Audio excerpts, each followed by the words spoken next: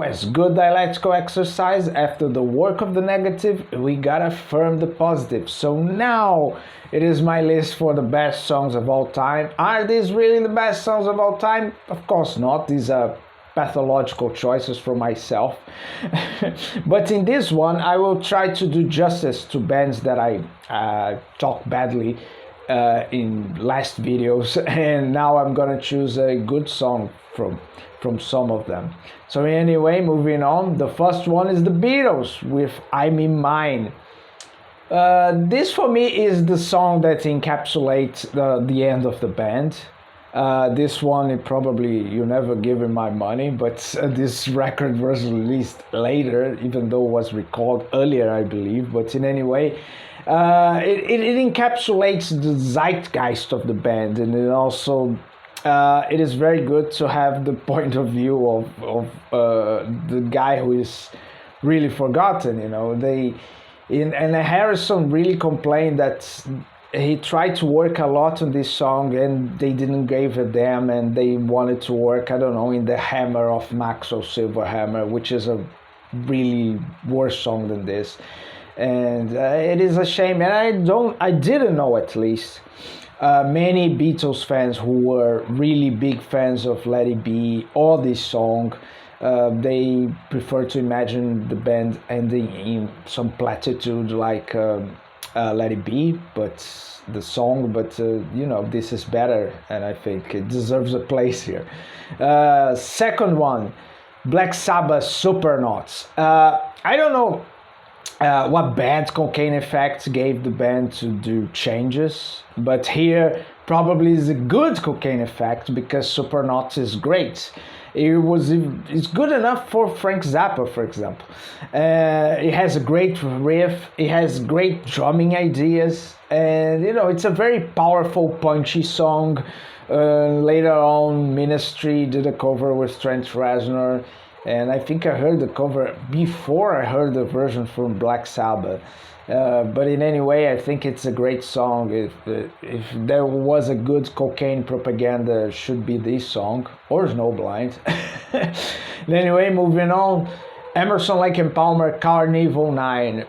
Well, I even hinted at this song and Tarkas in the last video, but I really prefer Carnival 9, especially because of the lyrics made by Peter Seinfeld, which I think are very funny, with some great imagery.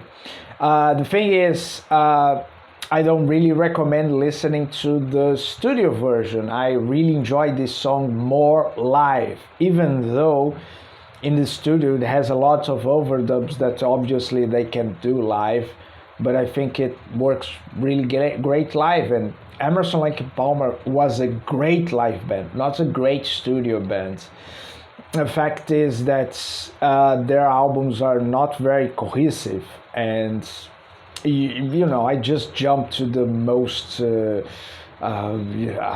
complex and progressive song there is, and this one clocks at even almost 40 minutes live, and I think it's a great song, and it really works, unlike some other bands who do neo-prog stuff, which they just drag the clock and don't do anything with it. But in any way, moving on to another prog band, but not in a prog phase.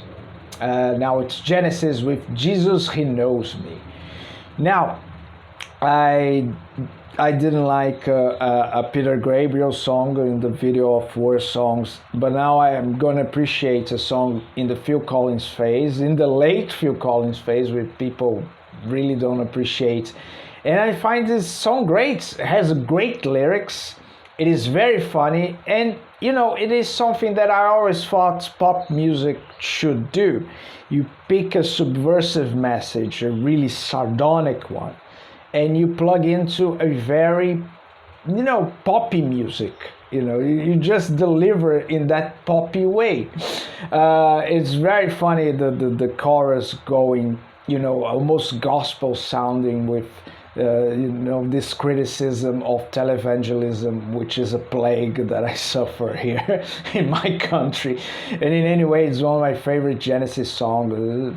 It's really underappreciated. Next one, Guns N' Roses with My Michelle.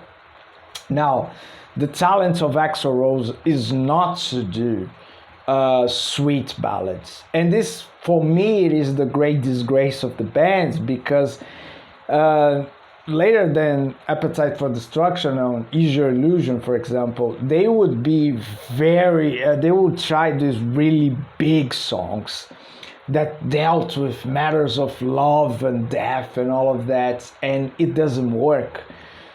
Axl Rose can't really write it. He works he works here like a sleazy, misogynistic figure, who took this girl and just, you know, told all the crap on her life in this song. And he tells in a very direct way, which I think it really works.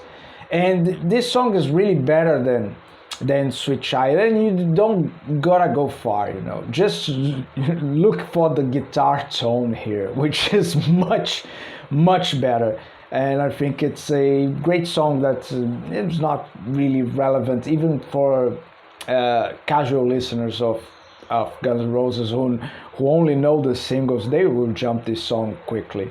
Anyway, I'll move on to Led Zeppelin with Achilles' Last Stand.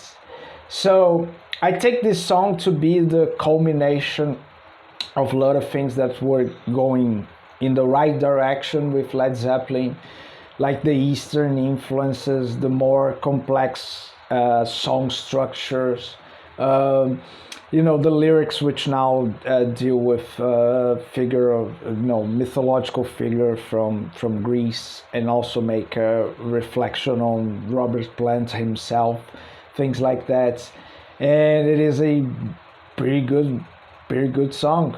When I was younger, a lot of people didn't know this song because it is in Presence, which is a record that not many people bought or listened to. I don't know, years later of its release. It's always seen as an inferior record. So this song was always a jam to me.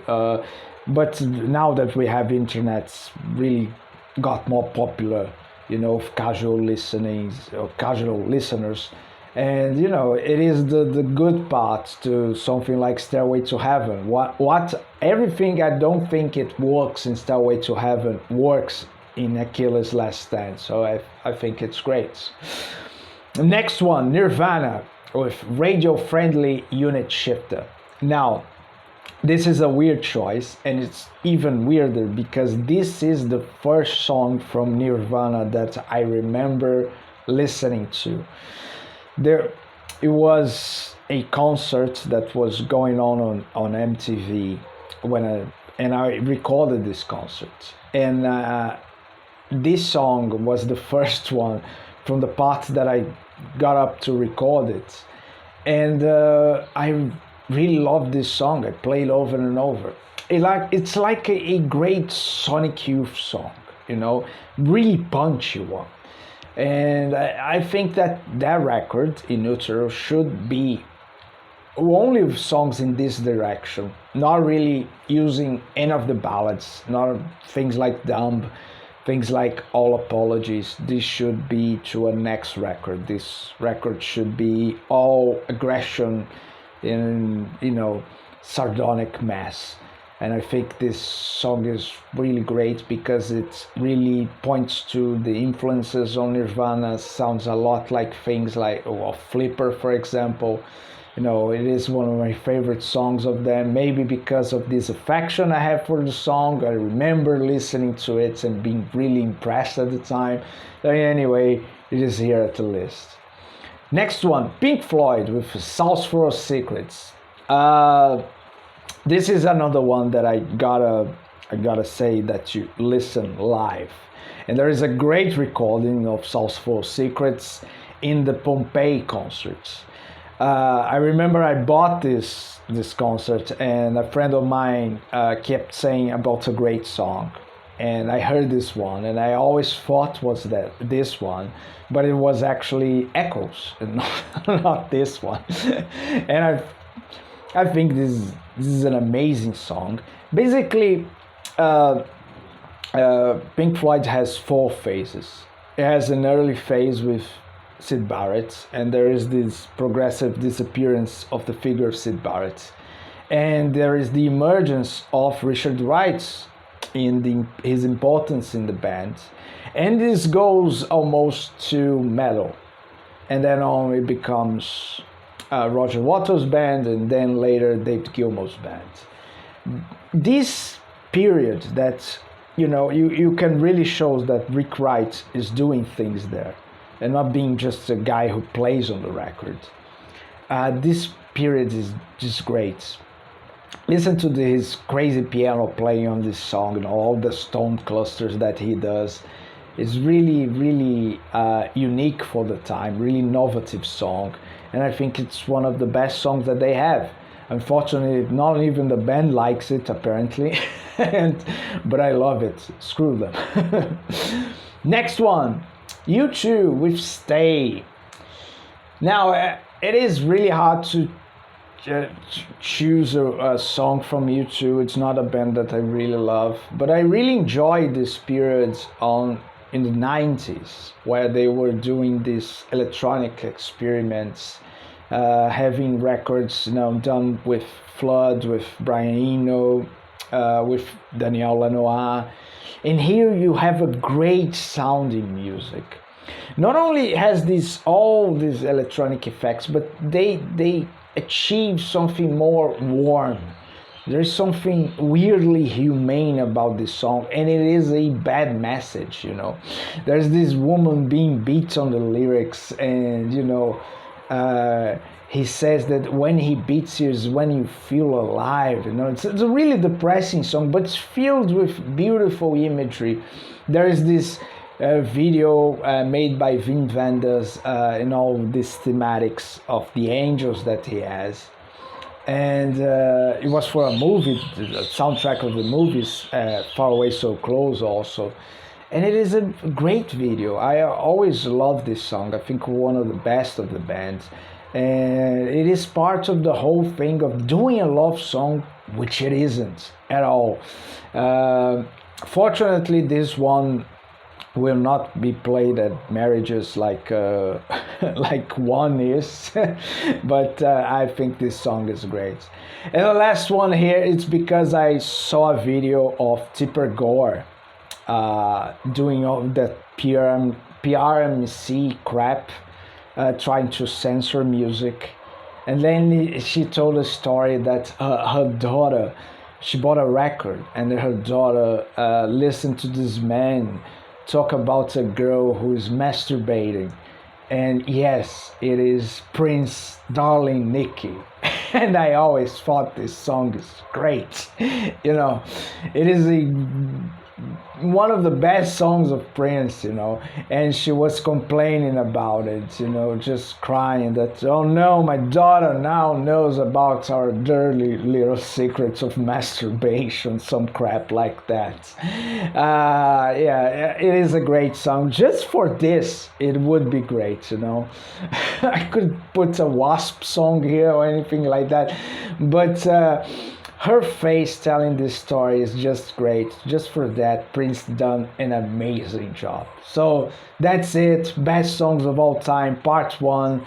Will be other parts, This is a yin yang channel. So anyway, good morning. I'm going to sleep now. So bye bye.